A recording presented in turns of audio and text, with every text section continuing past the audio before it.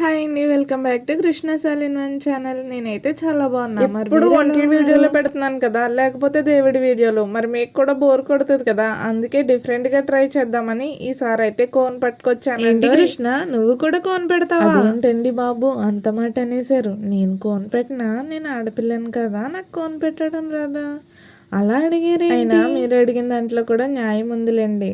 నాకు కోన్ పెట్టడం వచ్చు, కానీ మరీ అంత అలా పెట్టడం అయితే రాదు. ఆ ప్రయోగాలన్నీ నా చేతుల మీద నేను మాత్రమే చేసుకుంటాను. ఎందుకంటే పక్కోళ్ళ చేతుల మీద చేస్తే వాళ్ళు ఊరుకోరు కదండి. అందుకే నా చేతుల మీద నేను మాత్రమే చేసుకుంటాను.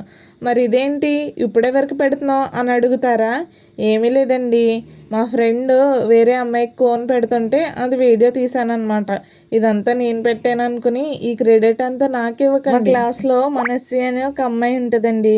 ఆ అమ్మాయి అయితే ఈ కోన్ పెడుతుంది. ఈ కోన్ క్రెడిట్ అంతా తండ్రి. పెళ్లి కూతుర్లకు కోన్లు పెడుతుంటే చేతికి 2000 3000 అలా తీసుకుంటున్నారు కదండి. ఆ ఖర్చుని అంతటిని మీ అందరికీ తగ్గిద్దామని ఈ వీడియోని అయితే పెడుతున్నా. ఎందుకంటే మీరందరూ ఈ వీడియోని చూసి మీకు అంతటి మీరే పెట్టేసుకున్నారనుకో, మీకు ఆ ఖర్చు తగ్గినట్లే కదా. ఏమంటారు? నిజమే కదా. నేను కోన్ పెడితే అది డిజైన్లా ఉండదండి, డీజేలా ఉంటుంది. అంటే అంత ఖరాబ్ చేస్తాను అనమాట. ఇంతకీ మీకు కోన్ పెట్టుకోవడం వచ్చా? రాకపోతే మా ఫ్రెండ్ని చూసి నేర్చుకో, తర్వాత చెప్దు కానిలే, ఫస్ట్ నువ్వు నేర్చుకో అని అంటారు. అవకాశం లేదులేండి. ఏం అవకాశం లేదు అని అడుగుతారా?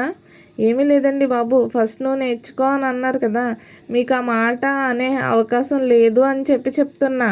నేను ఆల్రెడీ నేర్చుకుంటున్నాను కాబట్టే నేను ఈ వీడియోని అయితే పెడుతున్నా. మీలో ఎంతమందికి నా కోన్ డిజైన్ చూడాలని ఆశ ఉందో చెప్పండి, ఒకసారి కామెంట్ చేయండి.